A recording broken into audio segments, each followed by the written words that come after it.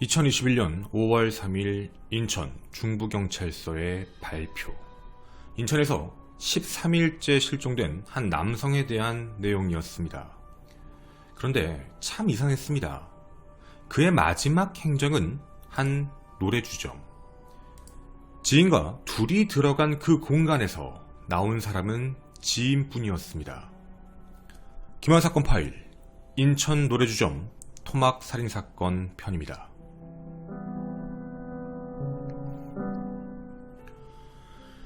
안녕하십니까. 전국 유튜브 독자 여러분, 아프리카TV 시청자 여러분, 김원입니다.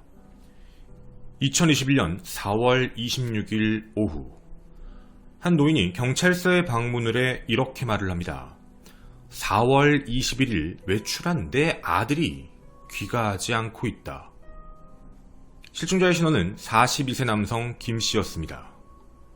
경찰은 42세 남성 김씨가 마지막으로 어딜 향해 갔는지를 CCTV를 통해 확인하게 됩니다. 4월 21일 42세 남성 김씨는 지인과 함께 노래주점에 들어가는 모습이 포착됩니다. 시간은 당일 오후 7시 30분. 그렇게 3시간 정도가 지난 밤 10시 30분경 지인이 노래방 바깥으로 나오는 장면이 확인이 됩니다. 지인은 이렇게 이야기합니다. 실종됐다고요. 저랑 같이 놀다가 제가 먼저 나온 이유는 주점에서 좀 놀다가 같이 나가자라고 얘기했더니 실종자 김씨가 조금 더 놀겠다 라고 얘기를 해 전 먼저 집으로 간 것입니다 라고 진술합니다. 경찰은 이제 다른 사람에게 물어봐야 합니다. 노래주점의 주인, 바로 이 남자입니다. 노래방 업주는 경찰에게 이런 말을 합니다. 22일 새벽 2시 조금 넘어서 주점을 나갔다. 근데 그냥 나간 건 아니고 나랑 조금 술값 문제로 인해 실랑이를 좀 벌였다. 경찰은 이 내용을 듣고 그럼 분명 바깥으로 나간 거구나 라는 생각에 외부에 있는 CCTV를 전부 체크해봅니다. 노래방 근처에 있는 CCTV, 실제 입구에 한 대, 그리고 외부에 있는 CCTV, 도합 3대의 CCTV가 모두 확인이 되었습니다. 그런데 말이죠. 외부에 있는 어느 CCTV에서도 나오고 있는 김씨의 모습이 확인되지가 않습니다. 그 시간은 13일이 지난 5월 3일까지도 계속 확인이 안 됐던 것이죠. 밀실의 공간, 바로 노래주점 내부가 되었습니다. 경찰은 노래주점 내부에 혹시 CCTV가 없나를 확인해봤는데 계산대 근처에 하나가 있었습니다. 해서 그 CCTV를 좀 보자라고 얘기했더니 CCTV에 영상이 없는데요? 라는 이야기를 합니다. 영상을 저장하는 하드디스크 자체가 처음에 없다라고 내용이 외부에 알려졌죠. 이에 대해 허 씨는 난 왜 그런지 모르겠다. 작년까지는 찍혔는데 지금은 왜 그런지 모르겠다라고만 이야기를 합니다. 하지만 경찰은 계산대를 비추고 있던 CCTV를 확보합니다. 그리고 그 안에 있는 영상을 확인해봤는데요. 녹화된 게 없습니다. 원래 그랬던 건지 고의적으로 삭제한 건지는 확인이 되지 않았죠. 해서 그 안에서 정말 김씨가 바깥으로 나간 것인지 안에 계속 있었는지 확인하는 게 어려운 상황이었습니다. 경찰은 실종자 김씨에 대한 핸드폰 위치 추적을 해봤는데 그 위치도 이곳입니다. 즉 4월 21일 이 기점으로 어디에도 이동하지 않고 핸드폰이 꺼진 채 신호가 끊겼습니다. 의심을 할 수밖에 없는 상황이었죠. 경찰은 해당 주점 내부에 대해서 혈액 반응 관련 과학수사를 총동원합니다. 그리고 경찰견도 투입을 해 이틀 동안 건물 자체를 모두 조사를 합니다.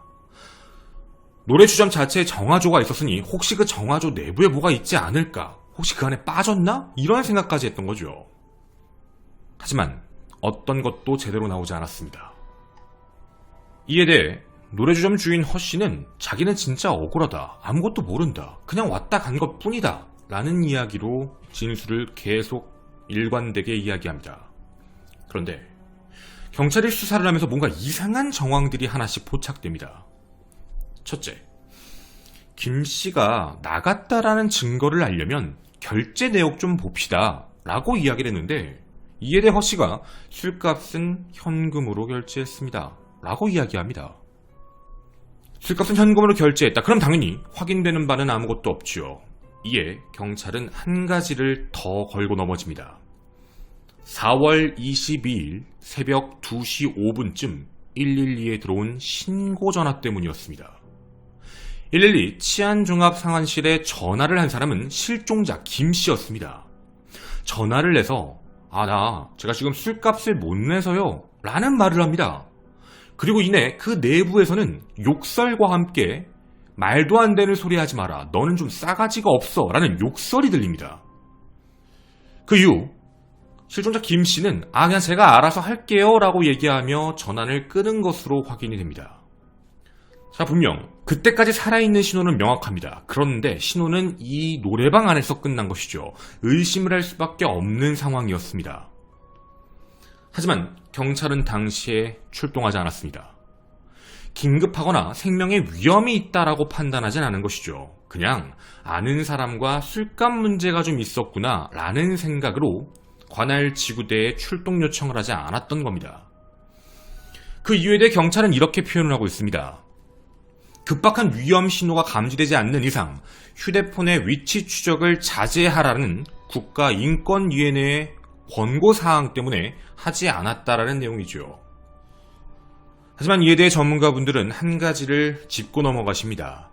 술값 문제에 실랑이가 있어 보였고 알아서 해결한다라는 것까지, 그리고 인권위의 문제 때문에 그렇다는 건 이해할 수 있는데, 지금 현재 인천은 코로나 방역 관련으로 해서 늦은 시간까지 영업이 불가능합니다. 수도권 유흥시설에 내려진 집합금지 명령을 분명히 어긴 상황으로 보이는데 왜 출동하지 않았는가를 반문하고 있죠. 만약 그때 당시 방문했으면 실종자가 발생하지 않거나 명확해질 수 있었다라고 판단을 합니다. 경찰이 의심한 두 번째, 바로 차량과 관련된 문제였습니다. 평상시 노래주점 허 씨는 BMW 차량을 이용하며 출퇴근한 것으로 확인되는데, 범행일 전후 때 갑자기 큰 차량을 타고 나타납니다. 흰색 카니발이었습니다.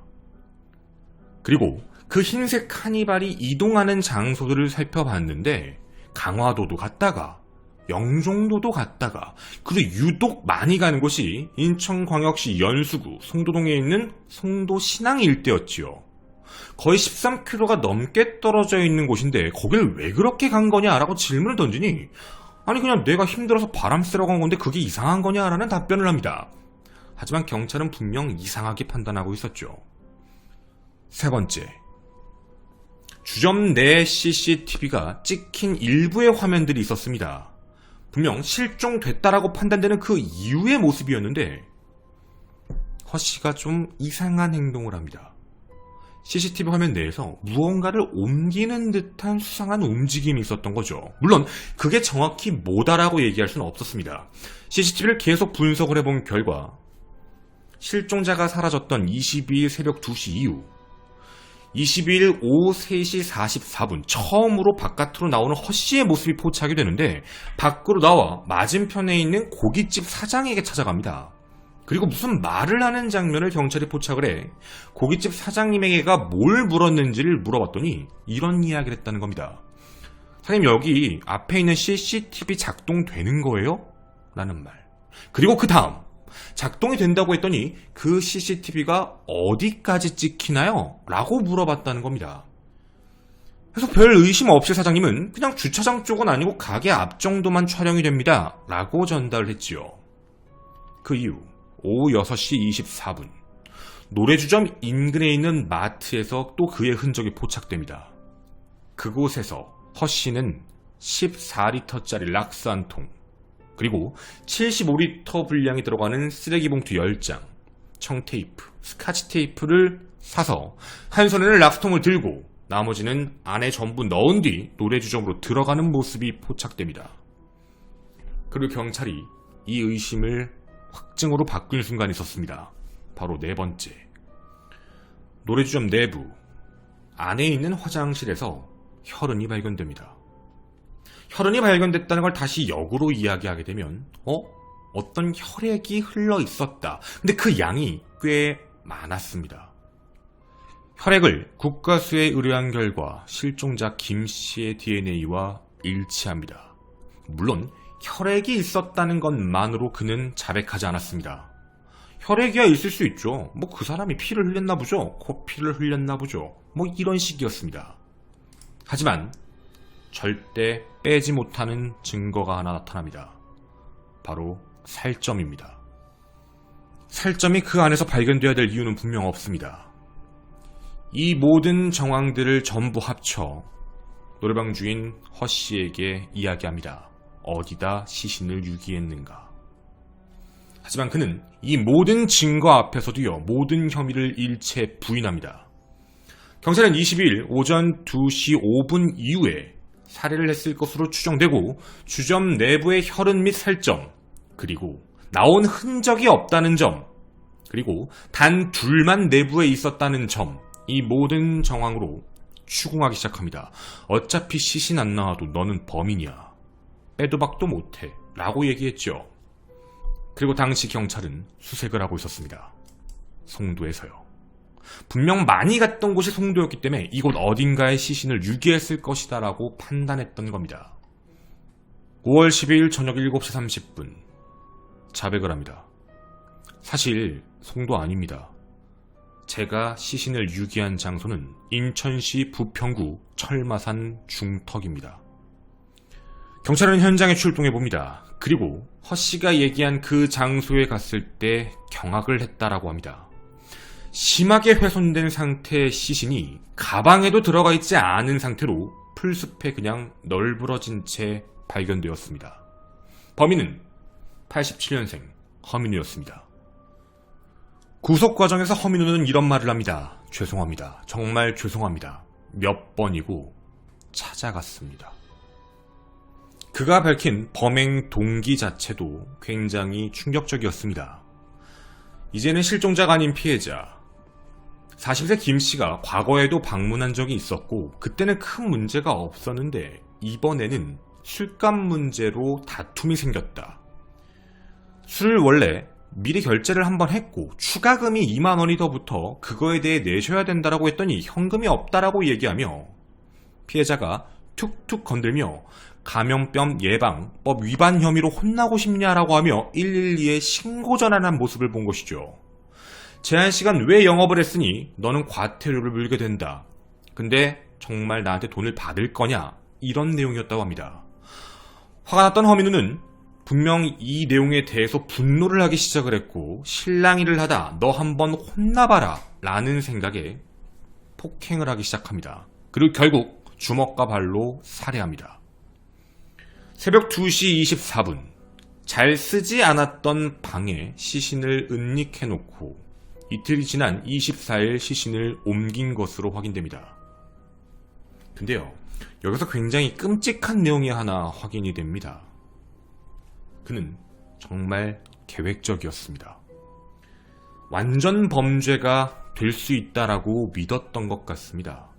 살점이나 혈흔이 명확하게 나오지 않으면 자신은 자유로울 수 있다. 절대 구속이 되지 않을 것이다 라고 판단했던 이유들이 나오는데요.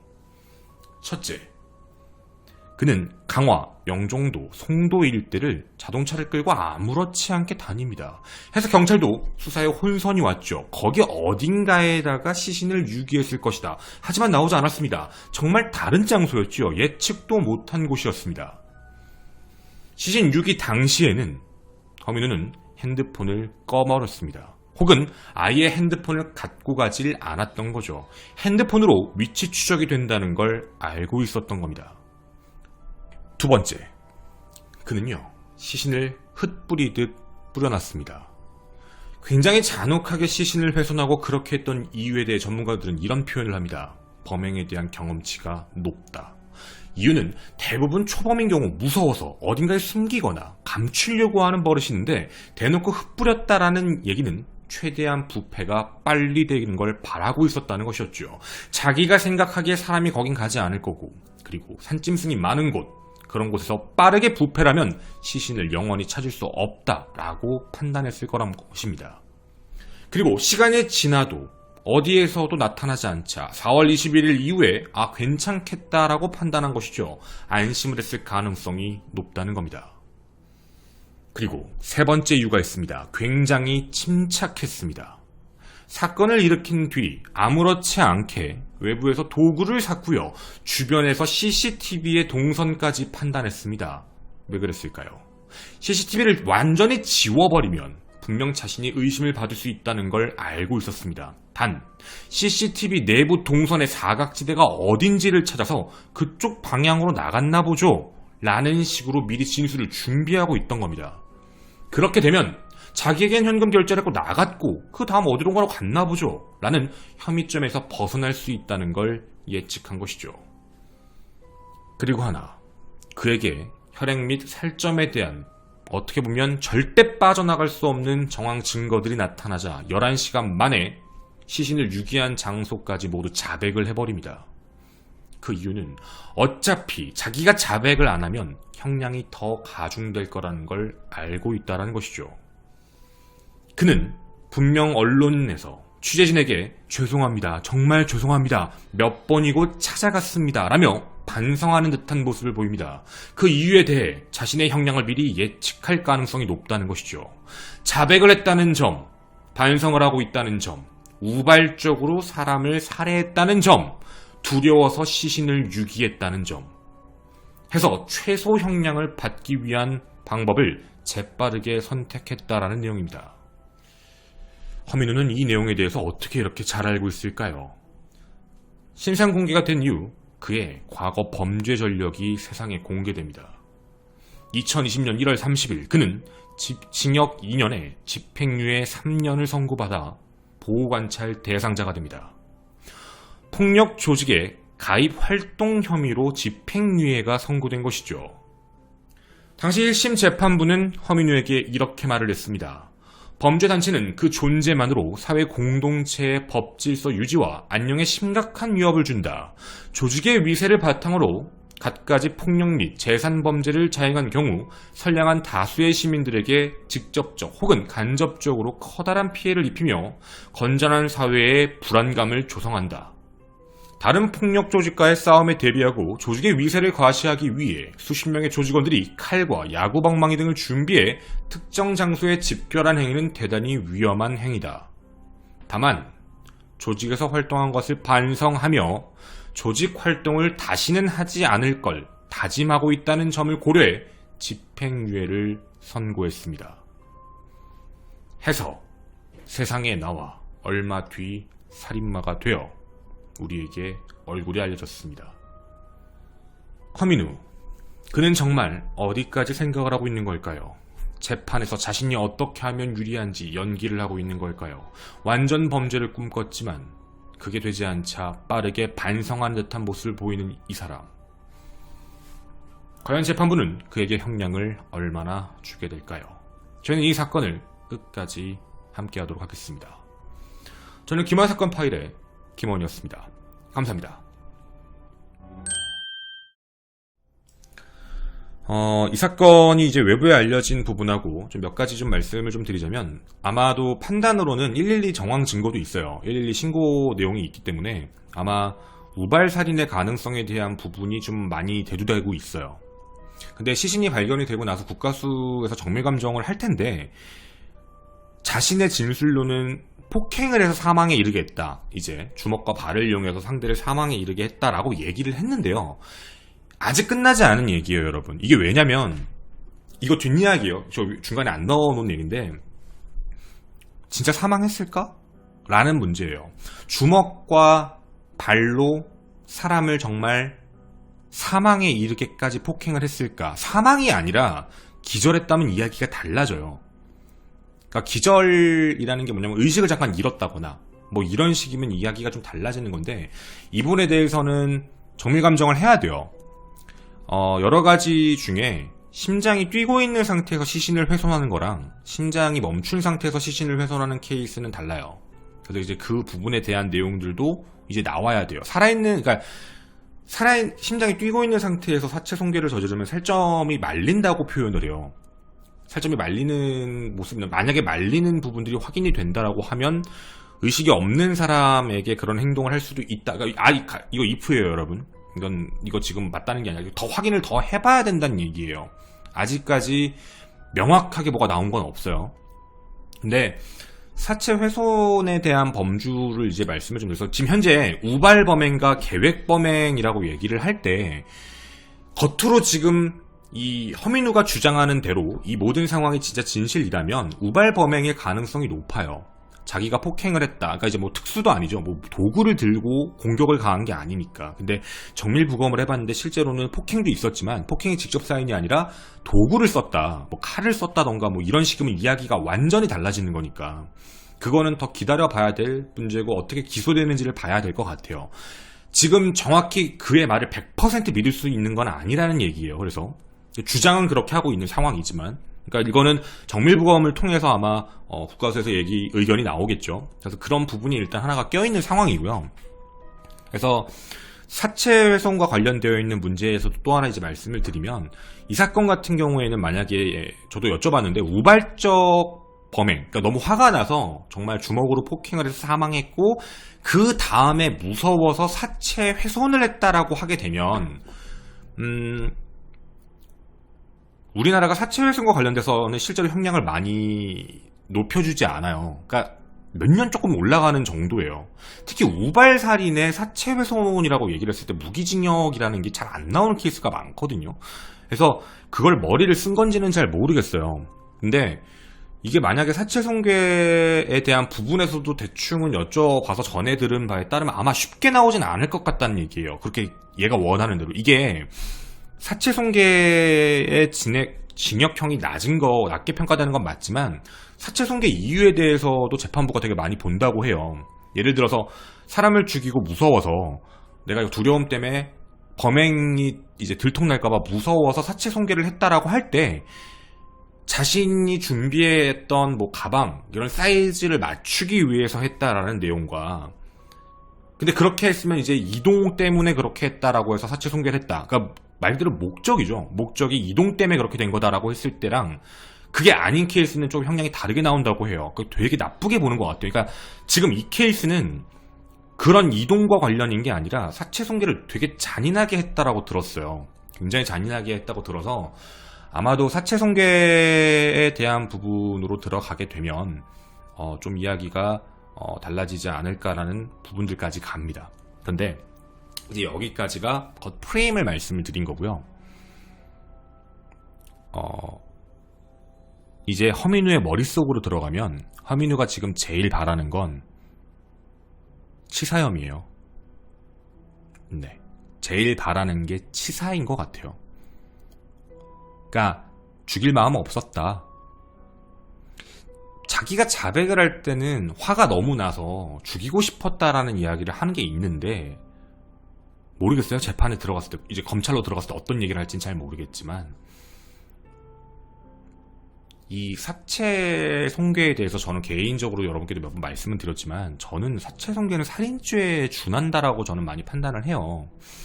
근데 여러분도 아시겠지만 살인죄라는 걸 봤을 때도 범행 동기에 따라 형량이 많이 바뀌긴 하지만 어쨌든 프레임만 놓고 보면 살인이라는 게 우리가 얘기하는 계획적 살인도 있고요. 뭐 되게 형량 세게 나오죠. 계획적으로 살인한 거, 우발적 살인. 그 밑에가 여러분도 아시겠지만 미필적 고의에 의한 살인도 있고 부작위에 의한 것도 있고 뭐 그 이외로 보면은 뭐 싸우다가 폭행치사 이런 거.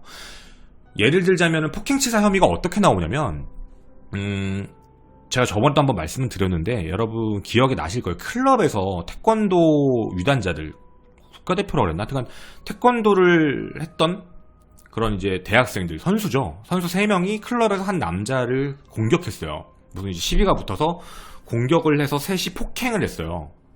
폭행을 해서 피해자가 사망했어요. 근데 그 부분에 대해서 형량이 9년 나왔거든요. 그러니까 이게 폭행치사던 살인죄로 나가던 어쨌든 형량 자체가 내가 죽이려는 마음이 없었다라는 게 인정이 되면 형량이 확 깎여요. 그러니까 지금 이 사건도 만약에 허민우가 검찰에 넘어가서 재판받을 때 나는 죽이려는 의도는 없었다. 그냥 화가 나서 때렸는데 상대가 그렇게 의식을 잃고 죽은 것 같아서 너무 무서워서 사체 손괴를 했다라고 하면 얘기가 좀 달라진다는 문제가 되는 거예요. 물론 여기서는 본인한테 불리한 점은 많아요. 이게 자기가 현재 이제 보호감찰, 집행유예 기간 동안에 지금 사건이 또 터져버린 거고, 그래서 이게 좀 뭐, 우리가 얘기하는 걸로 봤을 때, 범행, 어떤 형량이 나오고, 거기에 보면은, 양형 조건, 이게 플러스의 요인과 감형 조건, 이게 여러 가지가 나오거든요. 두 가지로 해서 여러 가지 쓴 다음에 이제 뭐 그런 형량을 매기는 게 있는데, 이건 진짜 예측을 할 수가 없어요. 지금 이 사건은 여러분, 경찰도 검찰도 다 끝난 게 아니에요. 우리가 그동안 사건을 많이 봐왔지만, 검거했네, 끝났네가 아니라는 거예요. 범죄자들이 대부분 검찰에 넘어가면 진짜 형량을 깎기 위한 짱돌을 미친 듯이 굴리거든요. 얘는 분명히 여기서 자기가 죽이고 싶어서 죽인 게 아니다라는 쪽으로 몰아붙일 확률이 높아요. 그러니까 그냥 시비가부터 툭툭 치길래, 이거 근데 CCTV가 없잖아. 진술만 있는 거잖아. 툭툭 치길래 너무 화가 나가지고 때렸는데 죽었다. 갑자기 뭐 빡 맞더니 기절해서 죽어버렸다. 나 죽일 의도 없었다. 그 죽일 의도를 만약에 경찰이든 검찰이든 증명을 하지 못해버리면 이거는 치사 혐의로 갈 수도 있다라는 내용들이 되게 많아요. 자칫 잘못하면 치사로 갈 수도 있다. 그러니까 치사로 가고 대신 일반적 치사보다 형량이 높게 나올 것 같다라고 판단하는 이유는 사체 손괴를 너무 잔인하게 해서. 그래서 이제 그런 얘기들인 거예요. 그래서 정말 무서웠던 건 너무나도 경험치가 높은 케이스가 어떻게 움직이는지를 본 거예요. 그러니까 이 이야기가 우리가 지금 얘기했던 if가 진실일 수도 있어요. 그는 죽일 마음이 없었는데 이런 일이 발생됐다일 수도 있는 거고, 아무도 모르지. 근데 한 행동을 보면 너무나도 침착하고 너무나도 준비된 케이스처럼 움직이니까 경험치가 너무 높아요. 어떻게 해야 자기가 안 걸릴지를 알고 있어요. CCTV 동선 따서 이렇게 되면 사각지대가 여기니까 안 지웠잖아. 없애버리지 않잖아. 이렇게 나가면은 그 사람 안 지킬 수도 있다. 왜냐면 뭐 예를 들면 이런 CCTV도 아까 보여드렸던 이 CCTV도요. 이거 어디 있냐면 이쪽 왼쪽에 붙어 있어요. 그러니까 안 찍힐 공간은 존재한다는 거에 대해서 얘가 이거에 대해 뭐냐면 건물 내부 CCTV의 동선은 대충 알고 있는데 이제 외부가 문제인 거예요. 외부에서 찍히는 거 없나? 근데 봤는데 여기가 여기 쪽만 찍는다. 그럼 여기 쪽으로 가면 아니구나. 괜찮겠네. 그 다음에 중요한 건 이제 뭐 블랙박스나 이런 문제겠지만 어찌되었든 얘는 그거에 대해 생각을 하고 있었다라는 느낌이 조금 들어요. 그리고 그 사건 발생 이후에 시신이 있었을 때도 그렇고 그 이후에도 아무렇지 않게 영업을 했다고 해요. 이런 게. 그러니까 정말 잔인한 내용이죠. 어떻게 보면. 그리고 이제 또 두 가지를 더 말씀을 드릴게요. 아마 이 얘기가 댓글도 많이 달릴 것 같은데, 첫 번째 이제 경찰 출동과 관련되어 있는 문제. 사실 이 내용은 좀 여러 가지 의견이 분분해요. 그쪽 분들한테도 여쭤봐도 경찰 입장에서 좀 출동하기 애매한 112 전화였다라는 입장이 많은데, 문제는 이제 현재 지금 코로나 이슈가 있고 현재는 그 영업을 하면 안 되는 그게 있기 때문에 사실 출동하는 게 맞지 않았냐라는 의견을 아까 말씀드린 것처럼 그 의견도 제일 많고요. 마지막 세 번째라고 말씀드리고 싶은 거는, 이 사건에 대해서 사람들이 이제 여러분이 싸우시면 안 돼요. 댓글로도 싸우지 마세요. 우리는 한 가지는 분명히 얘기하는 게 있어요. 어쨌든 살인은 정당화될 수 없어요. 이거는 다 동의하는 거잖아요. 근데 여기 안에서 뭐가 조금 있냐면, 그러니까 왜 돈을 안 내? 왜 실랑이를 해? 그러니까 이제 대부분 서비스업을 하시는 분들의 입장에서 이제 그 감정이입이 되는 부분이 진상인 거예요. 진짜 진상 부리면 진짜 열받지. 진짜 어떻게 해버리고 싶지. 당연히 열받지. 이러실 수 있는 거거든요. 그러니까 당연히 그 감정이입을 그렇게 하실 수 있는 거예요. 근데 그런 분들도 똑같이 동일하게 하는 얘기는 있어요. 그래도 살인은 정당화되지 않아요. 그런 거예요. 그러니까 싸우지 말자고. 이거는 뭐 누구나 다 겪는 과정과 관련되어 있는 문제인 건데, 누군가가 봤을 때는, 예를 들어서 이것뿐만이 아니라 예를 들게요. 외국에서는 자신의 자녀를 성범죄를 저질렀던 거에 대해 아버지가 너무 화가 나서 재판받으러 가는 피의자를 머리에다가 총을 쏴서 죽여버리는 사건이 있었어요. 근데 그거에 대해 재판부가 정당방위라고 판단을 해요. 잠깐 멈췄네. 정당방위라고 판단을 했어요. 근데 이런 내용에 대해서 우리나라의 입장에서 생각을 해봤을 때, 우리나라도 사실 그치, 당연히 이건 가족 입장이니까 열받지, 이건 당연히 그럴 수 있지. 우리나라도 살인의 동기 중에 그런 내용이 껴있어요. 참작해주는 것 중에 형량을 낮게 해주는 부분들은 있거든요. 근데 뭐 그래도 어쨌든 형량은 나오겠지만, 근데 이것도 사람들 사이에서 또 의견이 갈라질 거예요. 뭐 예를 들면 대다수는 야 그래도 정말 열받으니까 가족이 그럴 수 있지. 하지만 어떤 일부는 또 그래도 우리가 법치 국가인데 법치로 해결을 해야지 그렇게 복수를 하는 건 좀 아니지 않느냐. 이게 의견이 나뉠 수 있다는 얘기예요. 그러니까 이 사건도 그러길래 왜 진상부려라는 내용으로 한번 툭 하기에는 살인의 정당화라는 말을 하는 게 아니잖아. 그러니까 뭐하러 그랬어가 살인의 정당화의 원인이 되는 건 아닌 거니까 우리들끼리 싸우지 말자는 얘기예요, 님들. 이거 분명 영상 올라가면은 그러니까 야 어디 가가지고 진상 부리지 마라 이런 내용들이 있는데 그 이제 서비스업을 하시는 분들의 마음 충분히 이해해요. 당연히 뭐 열받지. 사람들도 누구도 화가 나고 막 나한테 진상 부리고 짜증나게 하면 진짜 마음에 그런 게 있죠. 아이씨 정말 어떻게 하고 싶다 이럴 수도 있죠. 근데 그렇다고 우리가 사람을 죽이진 않잖아. 그리고 그걸 죽였다고 했을 때 그거를 우리 모두가 다 잘했네 라고 하진 않잖아요.